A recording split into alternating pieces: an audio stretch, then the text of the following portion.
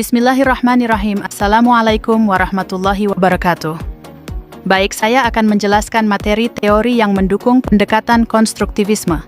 Pembelajaran konstruktivisme menekankan bahwa pengetahuan dibangun oleh individu melalui pengalaman dan interaksi dengan lingkungannya.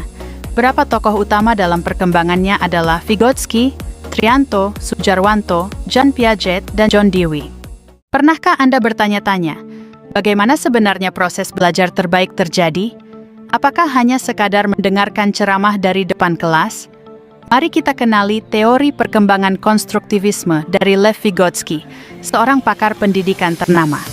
Menurutnya, belajar bukan sekadar menampung informasi, tapi proses membangun pemahaman melalui interaksi sosial dan budaya di sekitar kita.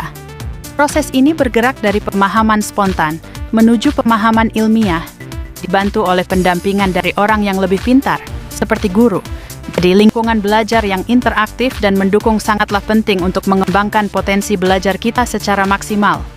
Pernahkah Anda bertanya-tanya, apa rahasia metode belajar yang benar-benar memahami materi, bukan hanya menghafalnya? Mari kita pelajari teori konstruktivisme dari Trianto, sebuah pendekatan yang mengubah cara pandang pendidikan. Menurut Trianto, siswa bukan sekadar wadah kosong. Mereka adalah pembangun pengetahuan sendiri. Dengan kebebasan berpendapat, mereka belajar berpikir kritis, menemukan solusi, dan menjadi mandiri. Tujuannya, menciptakan generasi yang kreatif dan mampu bertanggung jawab atas pemikirannya. Mari bangun masa depan dengan belajar cerdas. Bosan dengan metode belajar yang gitu-gitu aja? Siswa cuma dengar, guru cuma ceramah? Kenalkan, model pembelajaran konstruktivisme. Menurut Sujarwanto, solusi pembelajaran modern yang student-centered. Di sini, siswa bukan lagi penonton pasif, tapi individu aktif yang membangun pengetahuannya sendiri. Fungsinya, menunjang proses pembelajaran efektif dengan meningkatkan interaksi guru dan siswa secara signifikan. Hasilnya, proses belajar mengajar jadi lebih optimal, bermakna, dan mendorong kemandirian belajar siswa. Pernahkah kamu bertanya-tanya, bagaimana cara terbaik untuk belajar? Jean Piaget punya jawabannya dengan teori konstruktivisme. Menurut Piaget, kita bukan sekadar wadah pengetahuan, tapi aktif membangun pemahaman kita sendiri.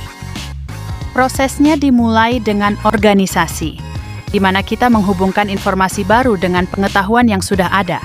Lalu, adaptasi yang punya dua bagian, assimilation, menggabungkan informasi baru, dan accommodation, mengubah pola lama untuk menyesuaikan yang baru.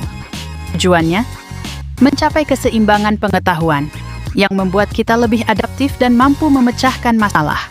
Pernahkah kamu merasa bosan dan tidak menyerap apapun saat hanya mendengarkan ceramah panjang? Apakah belajar hanya sebatas mendengarkan? Para ilmuwan pendidikan berpikir berbeda. Mereka memperkenalkan sebuah teori revolusioner, konstruktivisme. Dikembangkan oleh John Dewey, teori ini menyatakan bahwa peserta didik tidak sekadar tampungan pengetahuan, melainkan pembangun pengetahuannya sendiri. Pengetahuan tidak didapat secara pasif, melainkan melalui pengalaman, interaksi, dan proses konstruksi yang aktif di dalam diri sendiri. Ide ini dilanjutkan dan dikembangkan oleh para ahli lainnya, seperti Vygotsky, Piaget, hingga para pakar pendidikan Indonesia, Trianto, dan Sujarwanto. Inilah masa depan pendidikan, tempat di mana setiap individu aktif membangun dunianya sendiri. Mari kita wujudkan bersama. Baik, saya akan menjelaskan bagian B, yaitu implementasi pendekatan konstruktivisme. Di sini, siswa bukan sekadar mendengarkan, tapi aktif membangun pengetahuannya sendiri, berdasarkan pengalaman yang sudah mereka punya. Melalui kegiatan eksplorasi dan diskusi, mereka belajar menemukan jawaban dan berinteraksi dengan temannya.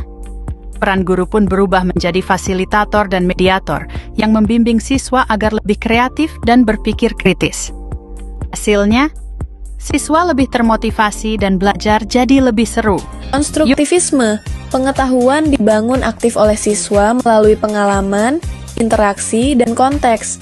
Guru memfasilitasi. Prinsip utama, siswa terlibat, kolaborasi, diskusi, berbagi. Guru mendesain tugas, bermakna, dan memandu refleksi. Langkah, bangun konteks nyata, eksplorasi data, diskusi kelompok, uji gagasan, refleksi, simpulkan, fokus pada proses berpikir kritis.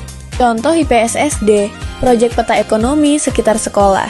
Siswa mengamati kios, mewawancarai, mengelompokkan data, mempresentasikan temuan. Siswa membangun pengetahuan sendiri, guru sebagai fasilitator. Berikan scaffolding, petunjuk, contoh, pertanyaan pemandu, biarkan mereka memanjat. Aktifkan, temukan, uji, refleksi, hubungkan ide baru dengan pengetahuan lama lewat diskusi. Mulai minggu ini, beri masalah nyata, ruang eksplorasi, dan kolaborasi. Belajar jadi bermakna.